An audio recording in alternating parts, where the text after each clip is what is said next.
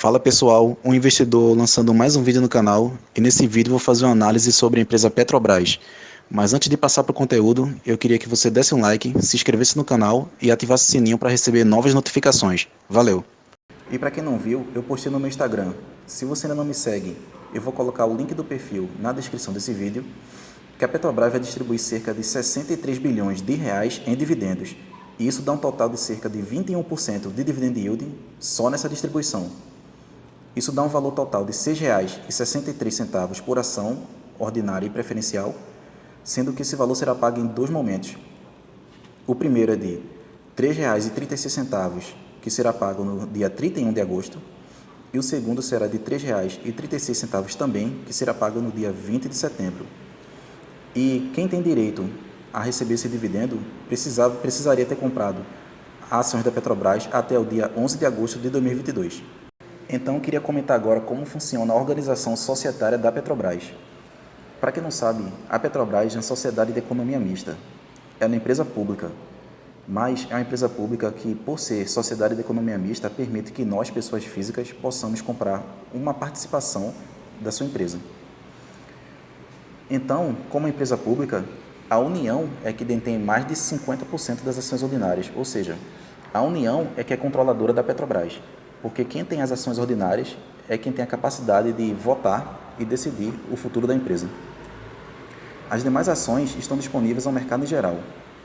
Então, se a gente for olhar aqui esse gráfico, a gente vai ver que uma parte da Petrobras pertence a investidores não brasileiros, 36,61% pertence ao grupo de controle, ou seja, à União, e 18,66% pertence a investidores brasileiros. Então, caso você tenha interesse em comprar participação na Petrobras, você se encaixaria nesse grupo. Mas aí, qual é a área de atuação da Petrobras? A Petrobras trabalha na exploração e produção de petróleo e gás, já que a Petrobras extrai petróleo de águas profundas e ultraprofundas, então ela faz muito uso de plataformas como essa na figura. Também trabalha no refino, que é você transformar o petróleo extraído bruto naquele produto que vai ser comercializado, por exemplo, gasolina, diesel, entre outros. A Petrobras também trabalha com o uso de gás natural, a exemplo do GNV, que é muito usado como combustível de carros, como alternativa em relação à gasolina e ao diesel. E também na área de energia elétrica, mais precisamente em termoelétricas, que são fontes renováveis de energia elétrica e também alternativa ao uso das usinas hidroelétricas. E por fim, a Petrobras também atua na área de terminais e oleodutos, que além da produção e do refino, ela também transmite todos os produtos aos seus distribuidores.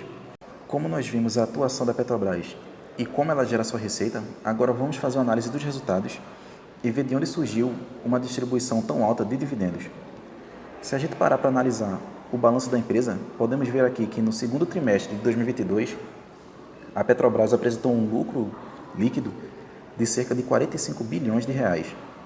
Então, se a gente for analisar o crescimento desse lucro, comparando o segundo TRI de 2022 com o primeiro TRI de 2022 também, nós temos que a Petrobras elevou seu lucro em 3,4%. E se comparar o segundo TRI de 2022 com o mesmo período do ano passado, a Petrobras teve um crescimento de 10,1%. E se a gente for analisar o lucro do semestre, primeiro semestre de 2022, em relação ao primeiro semestre do ano passado, a Petrobras teve um crescimento de 108,9%.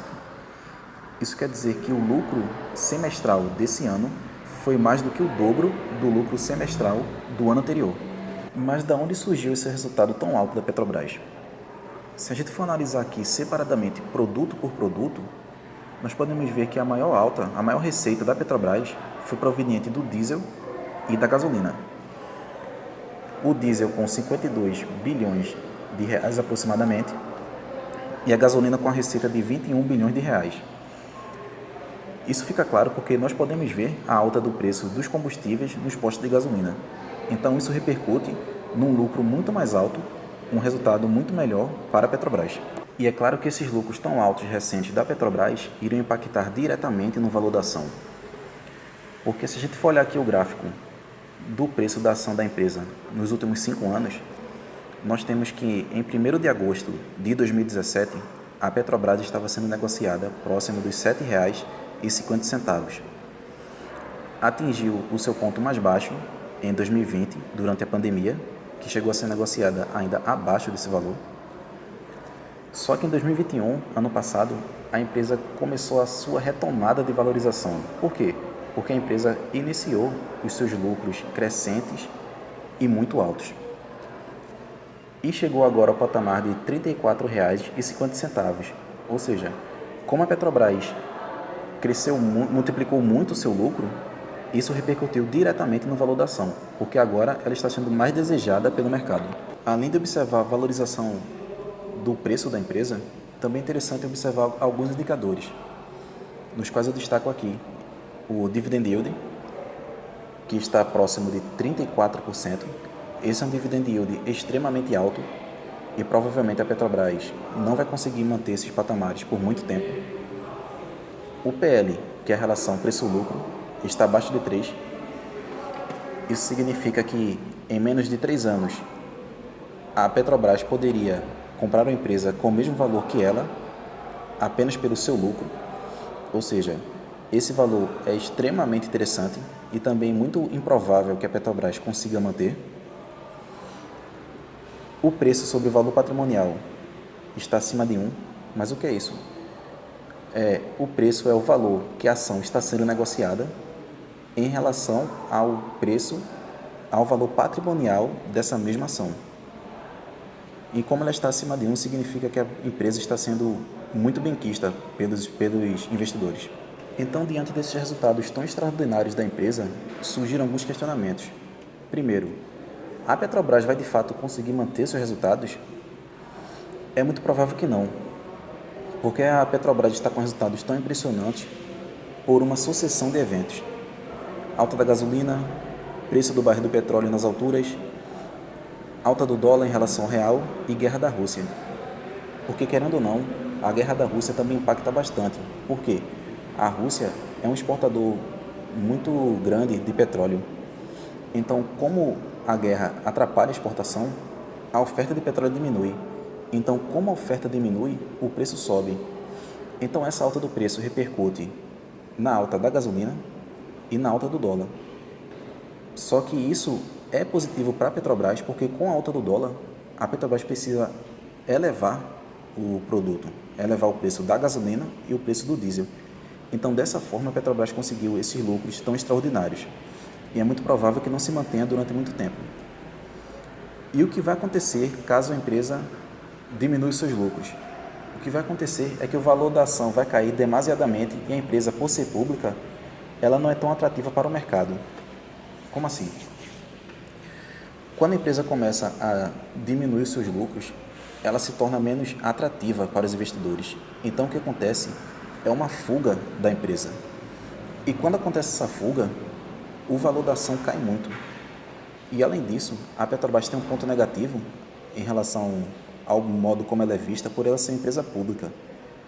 Porque empresas públicas no Brasil, elas são mal vistas, porque elas apresentam um problema de gestão por serem públicas. Então, caso o lucro da Petrobras caia, é muito provável que a empresa entre em uma possível crise. Diante desses fatos, eu queria fazer algumas considerações finais. A Petrobras oscila bastante em relação aos seus lucros, porque não basta que a empresa tenha 1, 2 ou 3 bons semestres. É necessária uma recorrência de lucros, porque essa oscilação lucro-prejuízo será muito prejudicial aos seus investidores. A empresa tem uma política muito interessante de dividendos, porque sempre que ela retém lucro, a maior parte desse lucro líquido, ela retorna como remuneração aos seus acionistas, então isso é muito interessante. Ela está barata de acordo com os seus resultados atuais, basta você ver alguns indicadores, tais como o dividend yield e o PL que eu apresentei, e também compare com os mesmos indicadores de outras empresas. Mesmo que não mantenha seus lucros tão altos, pode se tornar uma boa pagadora de dividendos, porque, como eu mostrei anteriormente, o lucro da Petrobras se deve a uma sucessão de eventos. É muito provável que esses eventos não se mantenham dessa forma, então o lucro da empresa vai cair. Mas dependendo de quanto cair, a empresa continuaria se mantendo como uma empresa boa pagadora de dividendos. Então se tornaria uma alternativa interessante para o investimento. Então, diante disso, eu não investi na Petrobras pelo fato dos lucros não serem recorrentes. A recorrência de lucros eu considero um indicador muito relevante quando você vai investir numa empresa. Eu falei mais sobre isso em um vídeo que eu vou postar aqui na descrição. Aí, caso você tenha interesse, dá uma olhada nesse vídeo que eu explico de forma bem interessante como você pode encontrar empresas que são boas pagadoras de dividendos. Então, vou aguardar a alta das commodities se estabilizar e ver o que acontece. Porque, como eu falei, é necessário que a empresa se estabilize e, após a estabilização, nós possamos observar como ela se mantém. Então é isso, pessoal. Espero que vocês tenham gostado do vídeo. Caso vocês tenham alguma crítica construtiva, comenta lá embaixo. E não se esqueça de dar o like, se inscrever no canal e ativar o sininho para notificação de novos vídeos. Valeu!